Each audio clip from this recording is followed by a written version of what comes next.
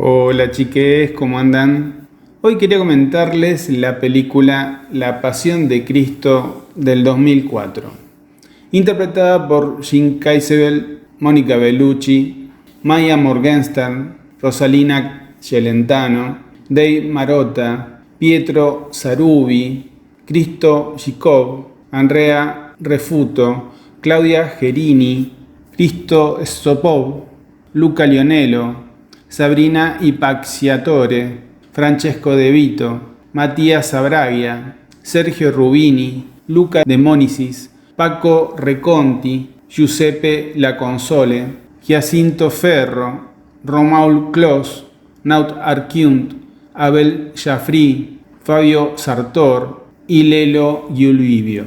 La verdad, esta película es una obra maestra. Creo que este siglo XXI empieza con mayúsculas revisionando las últimas horas de Jesús, partiendo de manos del director Mel Gibson, que en esta se la recontrajugó. La verdad, Mel Gibson, tengo diferencia con vos, vi todas tus películas de joven y de adolescente, y aunque sé que sos un homofóbico, te voy a reconocer que en esta la clavaste en el ángulo, hermano. Esto es una obra maestra. Y la verdad, hay que tener mucho valor para hacer esta película así. Sos un crack, hermano. La verdad, la rompiste. Vos y todo el elenco. Porque los méritos de esta película están basados en todo su despliegue. Desde lo visual, desde lo estético, desde el casting, desde el idioma que se elige para interpretarla y con la valentía de retratar los últimos momentos, las últimas horas de Jesús de Nazaret, desde que está en el huerto de los olivos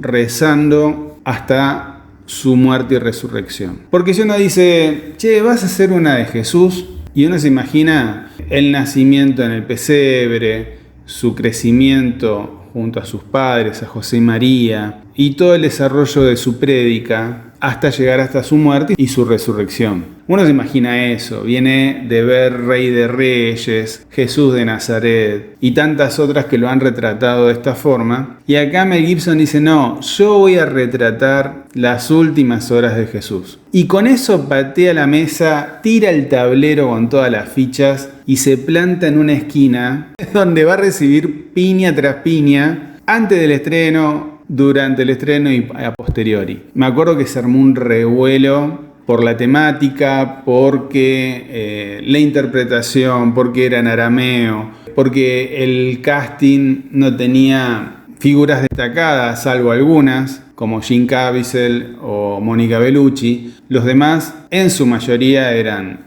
de un origen europeo o de Medio Oriente, actores y actrices que no eran propias de Hollywood, destacadas de Hollywood. Y la verdad que en eso se la recontra jugó. Te felicito, Mel Gibson. ¿Te mandaste mucha cagada? Sí, obviamente. Sos un homofóbico, pero fuera de eso, que tendrás que rendir cuentas vos, sos un crack, hermano. ¿Qué obra maestra te mandaste? Por favor. Desde el minuto 0 hasta el final. Y la verdad que los méritos están puestos en todo sentido, en el guión, en la interpretación, en la caracterización. Recuerdo que por aquel entonces Mel Gibson decía, la voy a hacer en arameo y quiero que se vea con una estética barroca. El barroco tenebrista más propiamente. Él nombraba a Caravaggio, que es uno de los mayores exponentes del barroco tenebrista, que es un movimiento artístico que surgiera a posteriori del Renacimiento, y que Caravaggio fuera uno de sus mayores exponentes, generando en sus obras esas sombras que devoraban los ambientes y las profundidades de la composición y dejaban con un foco de luz a los protagonistas de la escena en sus cuadros. Y lleva ese nombre por estas características técnicas donde la luz y la oscuridad vibraban ocupando espacios de protagonismo la una con la otra. Y se nota desde lo estético que aunque la mayor parte de la película tiene unos colores ocres, colores quebrados, la iluminación está basada en esta estética.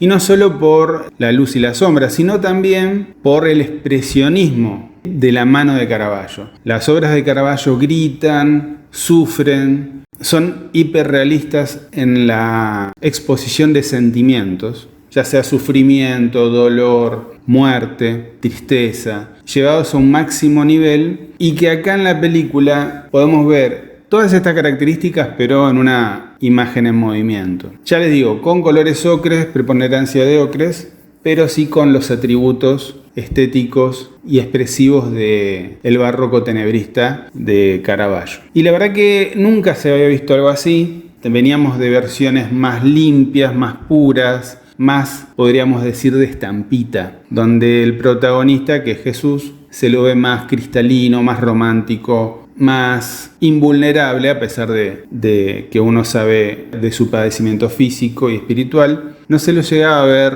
con la verosimilitud y el realismo con el que se ve en esta película a Jesús desde el sufrimiento físico y espiritual. Y acá Mel Gibson la rompió.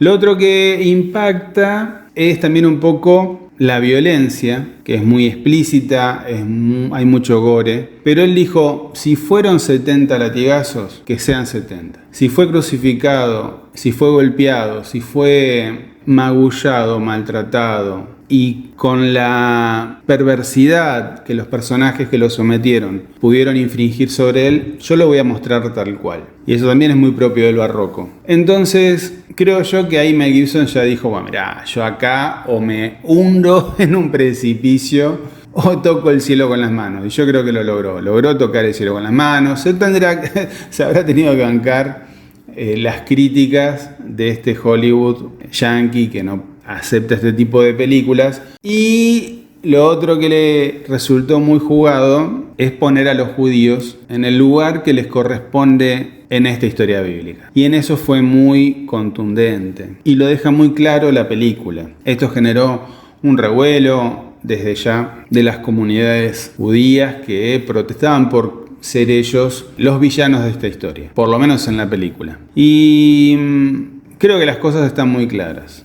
Se te tocó ese rol en la historia bíblica, báncatela, hermano, báncatela. Es así esto. Y me parece que está muy claro en ese sentido. Yo no creo que haya puesto el acento ahí nada más, porque cada uno se lleva su parte en la historia. Los romanos también, que son los que lo someten, los que lo flagelan. Y así todo se va acomodando en cada rol y en cada papel en su justa medida para mí. Ahora, si vos buscás una película que sea de catecismo, con la liviandad y las conveniencias de contar una historia romántica, esta no es la película indicada. Esto es todo lo contrario. Acá hay realismo brutal. Realismo brutal. Y yo creo que en ese sentido, yo prefiero ver algo así y no ver una mala copia de Jesús de Nazaret, que es otra obra maestra. Me inclino más por esta forma jugada y novedosa, valiente y arriesgada que toma Mel Gibson para contar una historia vista con sus ojos y tal vez con un realismo brutal que refleja un aspecto de la historia que bien podría haber sido tal cual. Lo otro que destaca es, por empezar, Jim Caviezel. La verdad, si vos me decís, che, Jim Caviezel, ¿te parece para Jesús? Yo hubiera dicho que no. Si Mel Gibson me hubiera preguntado antes de filmar, che, ¿qué te parece Jim Caviezel? Y no sé, me parece que no lo veo. Y la verdad que está espectacular. Espectacular. Porque mantiene esa integridad humana y masculina, varonil, fuerte, pero piadosa, humilde y entregada a las manos de los hombres que lo quieren juzgar. Y es formidable su interpretación. Porque Jesús es fuerte frente al demonio, frente a la tentación, pero es dócil y piadoso frente a sus captores, frente a los hombres que lo traicionan, a los que lo crucifican. Y ese equilibrio es muy difícil de plasmar, Y Jim Caviezel lo hace de una forma magistral.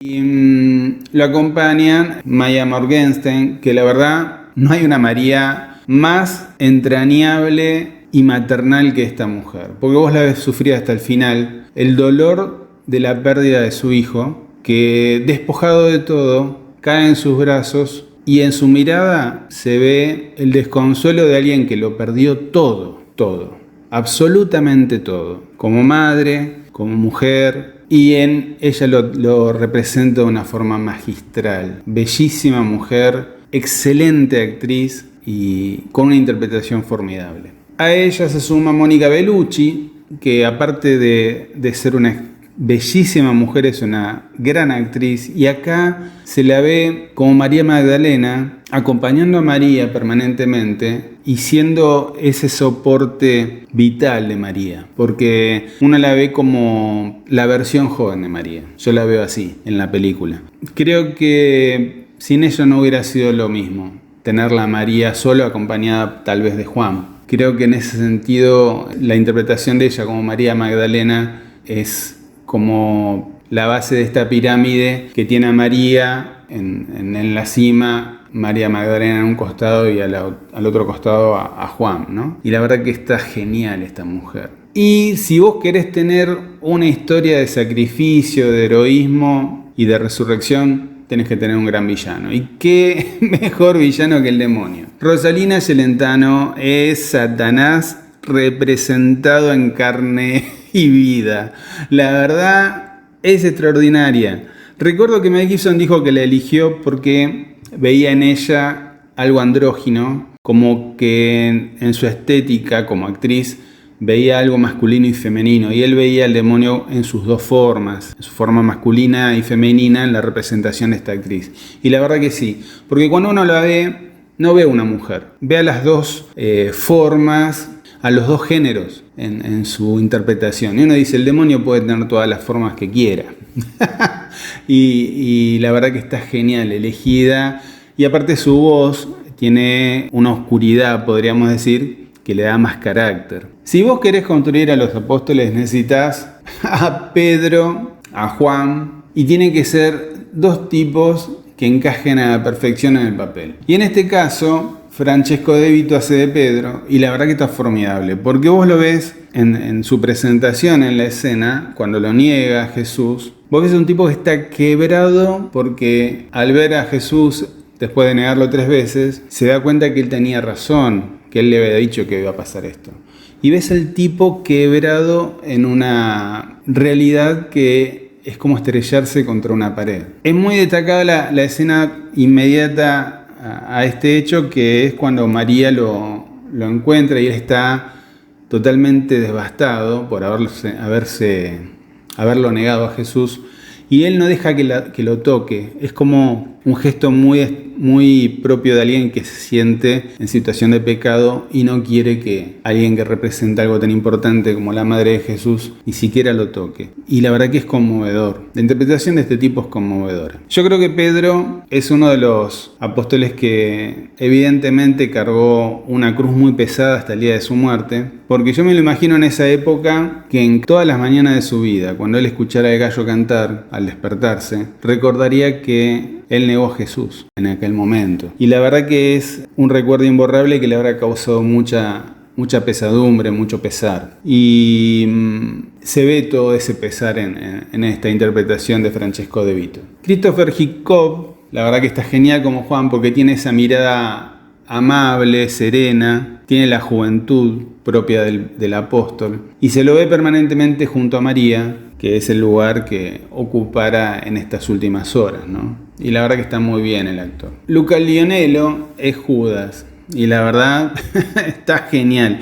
El tipo representa, y en esta película en particular, la traición encarnada, ¿no? A diferencia de otras versiones, tal vez Jesús de Nazaret, que fuera la más inmediata, donde Judas es más bien alguien que no termina de entender a Jesús o lo entiende más como un líder político. Acá Judas lo traiciona tal cual dice la Biblia, en el Monte de los Olivos, donde rezara sus últimas plegarias Jesús antes de ser apresado. Y el sufrimiento de él a partir de este hecho es sentirse atormentado por los demonios que abrazan su alma, diría yo, y su psiquis para volverlo loco y que desencadene su final de la forma más trágica, ¿no? Y acá también es muy explícito Mel Gibson. Jesús fue traicionado por Judas. El traidor termina así. Y lo representa de una forma brutal hasta el último segundo. Creo que es genial el actor. Y hay escenas donde él participa en el momento que entregan a Jesús,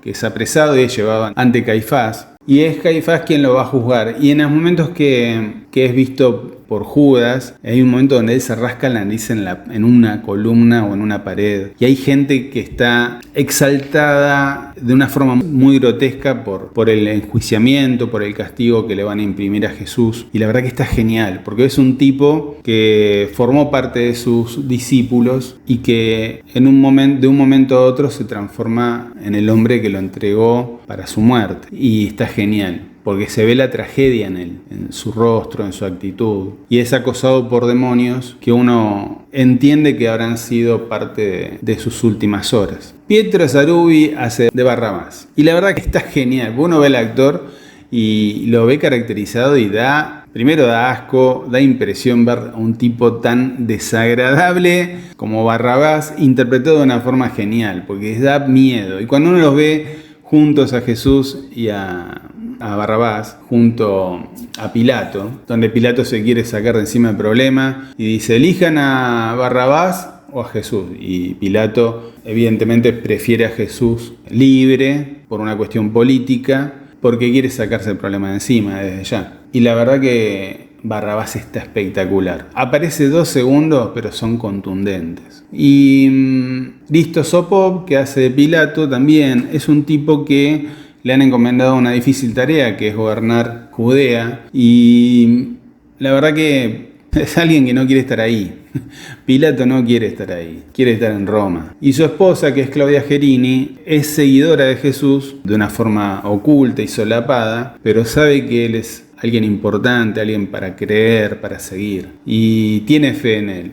Entonces, ella está sufriendo las consecuencias de la decisión de su marido. Y su marido está sufriendo la decisión de tener que condenar a alguien que él cree que no debería ser condenado, mientras que los judíos sí. Y Caifás y todo el séquito de fariseos lo obligan a tomar la decisión que ellos quieren llevar a cabo, que es la crucifixión. Luca Domenicis es Herodes. Es el gobernador político árabe que le han impuesto a los judíos en Judea, y está representado como una especie de estrella de rock de la época, ¿no? Porque gobierna como un rey y está rodeado de esa farándula que suele estar rodeada la figura de la estrella de rock, ¿no?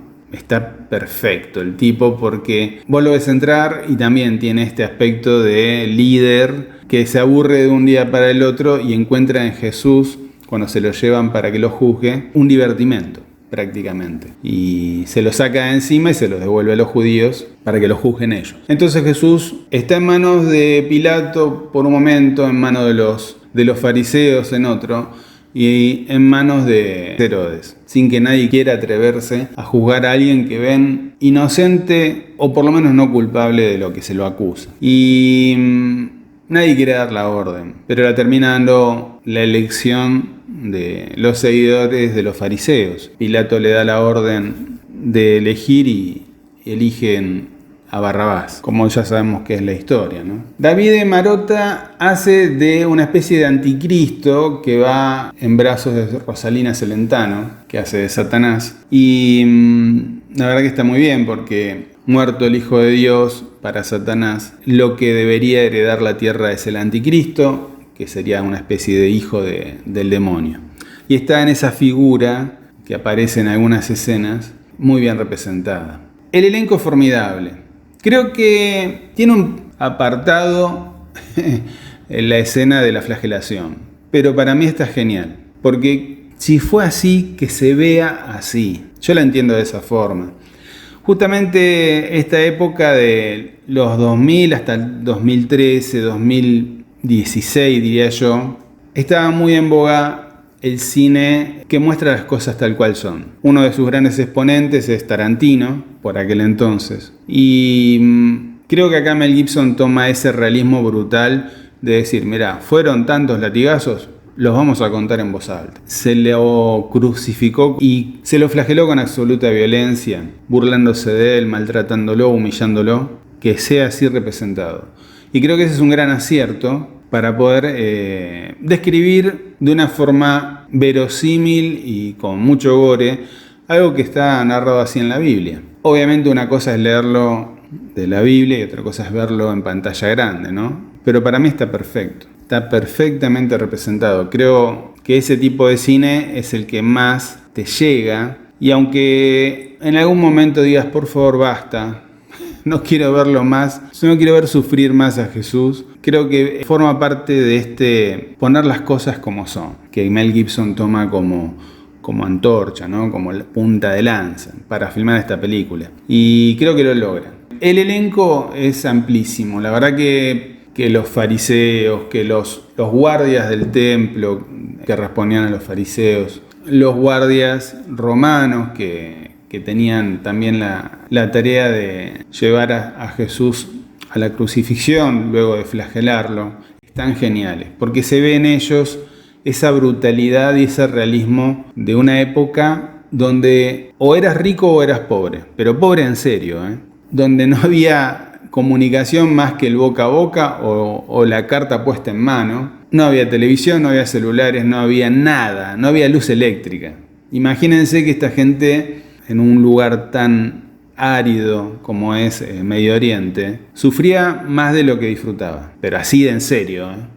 Uno que a veces se le corta internet y se pone mal, imagínense vivir en esa época de esa forma. Eso era lo más básico que te podía pasar en una época donde vivía el pueblo de los israelitas, vivía sometida bajo el imperio de los romanos, y era un pueblo conquistado, que estaba sometido a las leyes romanas, pero teniendo prioridad para ejercer las propias, las costumbres y las leyes propias. Y es acá donde entran en conflicto quién juzga y quién condena, ¿no? A Jesús de Nazaret. Fabio Sartor hace de Avenador, que es también uno de los, creo que es el capitán uno de los capitanes de los soldados romanos. La verdad que está muy bien el actor. Y en general, la verdad que el elenco cumple, pero de una forma tan destacada que solo hay que verlos para disfrutar. Lo otro llamativo y bienvenido y agradecido es que lo hayan hecho en arameo. Es una lengua muerta como el latín, que ya nadie habla más que para descifrar textos antiguos. Y recuerdo que tuvieron que trabajar los actores y las actrices con una traductora que les enseñaba la pronunciación y el acento justo para que se sintiera muy real, que no pareciera que están leyendo un texto escrito en una pizarra, porque vos tenés que transmitir toda la interpretación, las sensaciones, la gesticulación, y entendiéndola en un idioma que no conoces y que es un idioma que ya no se habla. Imagínense que ustedes le dijeran, bueno, ahora vas a hablar en chino y vas a tener que dramatizar una historia que por más conocida que sea, la vas a tener que hablar en chino. Y es una cosa dificilísima, me imagino yo. El arameo es tal cual, es la misma experiencia, porque es un idioma muy ajeno al reparto, que es principalmente europeo o estadounidense, y eso debe haber sido un dolor de cabeza que afrontaron de una forma increíble, porque cuando uno lo escucha en arameo, siente realmente que es el idioma con el que hablaba Jesús, y es creo que la primera película que se la juega con esta dificultad.